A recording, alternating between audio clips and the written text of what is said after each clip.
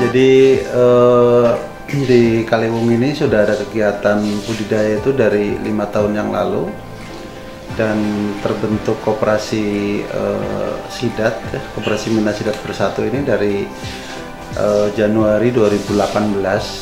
Jadi kita ada 50 anggota yang memang dari 50 anggota itu sudah sekitar 20 orang yang sudah memulai budidaya.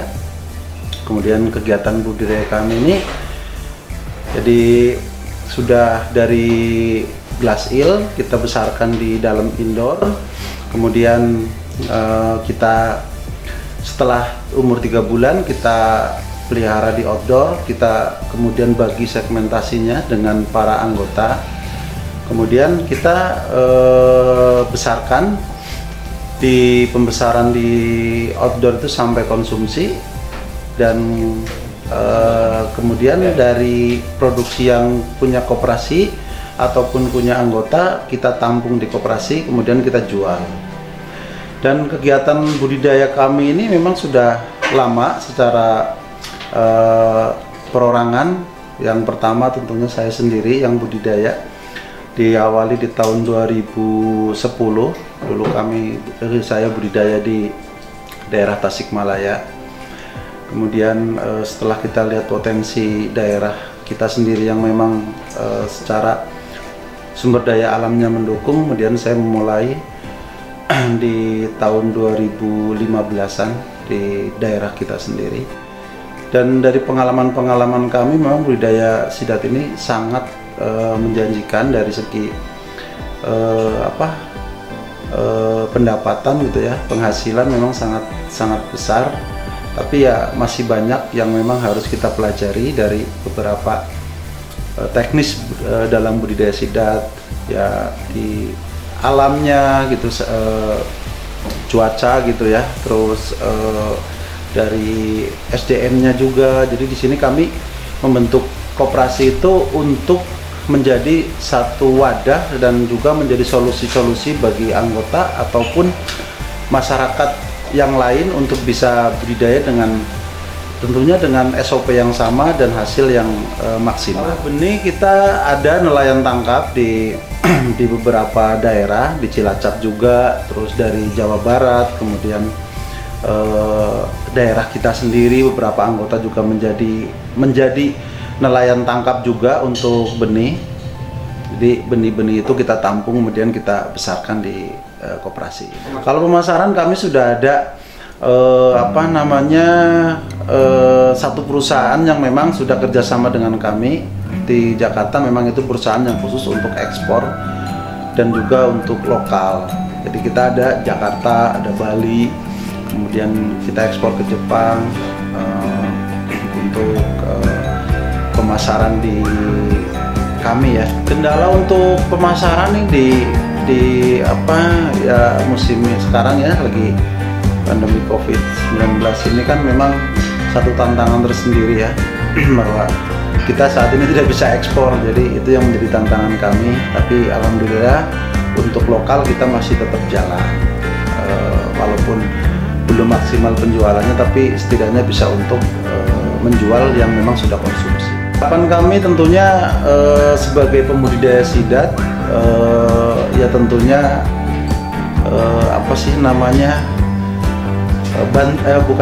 jadi support dari pemerintah itu sangat penting buat kami, baik itu untuk membantu masyarakat dalam budidaya, baik dari segi untuk permodalan, kemudian teknis-teknis gitu ya, masukan-masukan kepada kami supaya kami bisa lebih berhasil lagi dalam budidaya sidat. Untuk produksi kami di koperasi ini kan kita punya kelompok koperasi juga, punya kelompok pengolahan juga yang namanya kelompok pengolahan Minasari. Kita memproduksi abon sidat, keripik tulang sidat. Kemudian ada rencana ke depan kita bikin kerupuk sidat, tapi memang kami butuh ahli yang memberikan apa sih, mengajari kami ya untuk membuat kerupuk, karena itu kan di masyarakat kami belum pada paham gitu untuk pembuatan kerupuk. Kemudian ada bakso, kemudian ada bakso sidat ya, kemudian ada siomay sidat.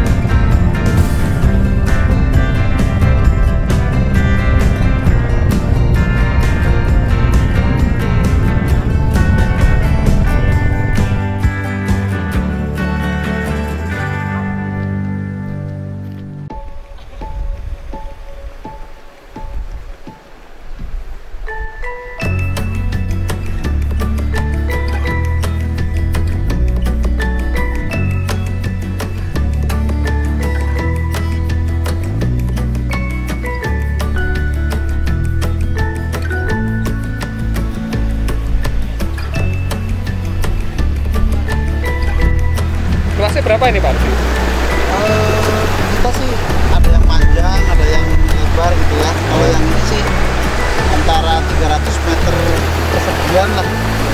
Jadi kita lebih ke 300 kubik. Ya nggak setiap bulan sih, karena kan mereka maunya kan banyak ya. Produksi kita kan pasti paling ada misalkan 3 ton. Ketua penyerapannya juga bagus, banyak. Sekitar 1,5 sampai 2 ton per bulan. Iya. Hampir sana ya? Jakarta Pak? Iya, masih Jakarta. Kalau ini masih pesawat. Kalau sudah misalkan sekali ngirim, Jakarta di atas 10 ton baru.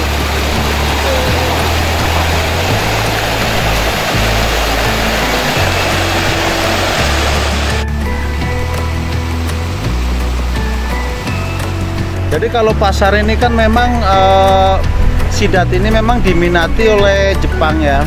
Jadi banyak sekali peminat dari Jepang. Itu bisa dibuktikan dengan banyaknya orang-orang Jepang yang datang ke Indonesia untuk mencari sidat. Akan tetapi banyak dari beberapa Jepang ini merasa apa ya, sedikit kecewa karena dilihat kualitas budidaya sidat di Indonesia itu belum memenuhi syarat. Jadi sebetulnya mereka sangat membutuhkan, sangat besar sekali kebutuhannya. Tapi setelah beberapa perusahaan atau perorangan yang mengirim sampel ke Jepang, itu banyak yang kecewa karena kualitasnya belum sesuai dengan kriteria mereka. Jadi spesifikasi mereka itu kan sidatnya itu harus empuk, itu apa namanya, kulit nggak boleh tebal, terus dagingnya nggak alot. Nah ini kebanyakan yang datang sampel dari Indonesia tuh seperti itu. Jadi tiga permasalahan itu yang selalu muncul. Kemudian saya kebetulan memang banyak teman-teman dari Jepang yang memang memberikan masukan-masukan cara budidaya yang baik dan benar untuk bisa memenuhi pasar mereka secara kualitas. Jadi kita berusaha untuk budidaya itu yang benar. Contoh yang benar itu dari start budidayanya itu harus betul-betul benar. Contoh harus kita dari glass eel. Kenapa kita harus dari glass eel? Karena sidat masih muda, nanti badannya sudah besar, jadi di situ kulitnya tipis, dagingnya empuk, dan daging apa namanya, aromanya juga lebih apa ya, lebih enak gitu loh.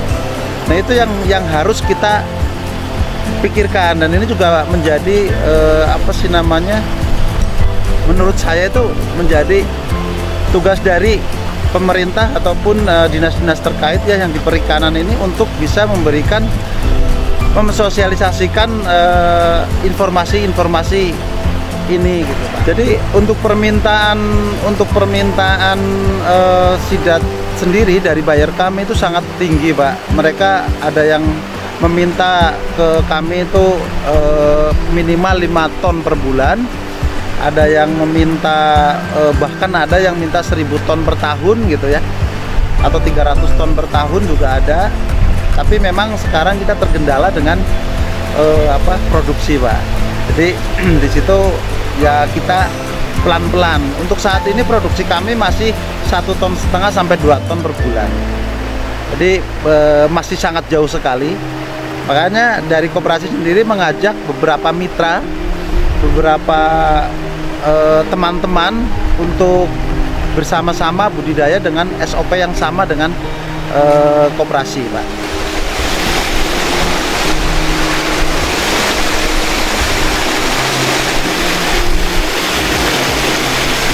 Namanya apa, Pak?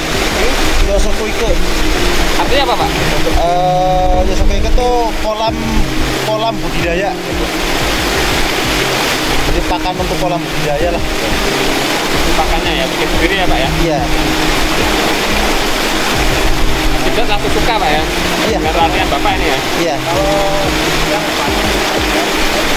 Luar biasa ini. Khususnya dipakan. Betul, Pak. Takarannya harus pas ya? Iya. Di satu kolam ini bisa habis 10 kilo untuk kali makan. Itu kayak Jogja ya, Pak ya? Iya. Tapi dia ada campurannya itu ada 7 macam gitu. Apa aja, Pak? Ya tepung ikan, ada bumbu kedelai, ada kita pakai tepung bumbu juga, dan ada tepung daging juga, sama lah seperti pakai yang lain. Cuman ini yang grade-nya A semua gitu. Contoh tepung ikan, jadi kesegarannya itu harus di 120, protein minimal di 60%. Begitu juga dengan bahan-bahan yang lain itu harus yang